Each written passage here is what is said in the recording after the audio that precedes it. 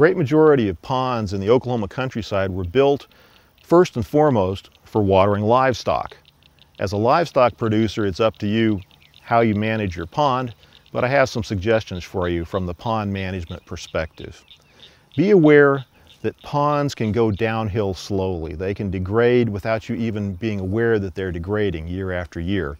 And excess amounts of cattle traffic can be at fault. The weight on the hooves of the animals going in and out of the shores and walking along the dam can cause problems and damage to the shoreline and the dam, and also end up in shallowing out the edges and perhaps filling up the basin prematurely with sediment and shortening the life of the pond.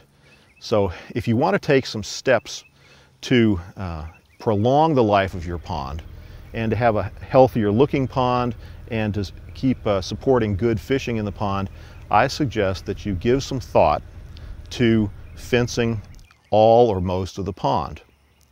The simplest approach is to fence the pond and allow access to the cattle to water at just one point. This will protect the great majority of the shoreline. At that point, you're going to need to harden it by putting down a geotextile overlaid by some gravel and perhaps a floating fence to keep them from wading too far out into the pond at that watering point.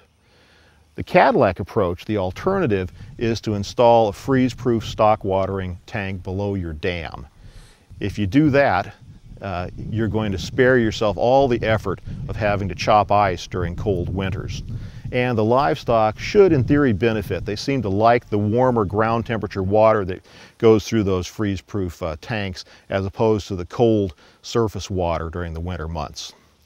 It's not something that'll work in every pond. You do need to visit with your Natural Resource Conservation Service to see if your pond is suitable. And there's a little bit of expense involved up front and the effort of installing it and making sure it's installed the right way.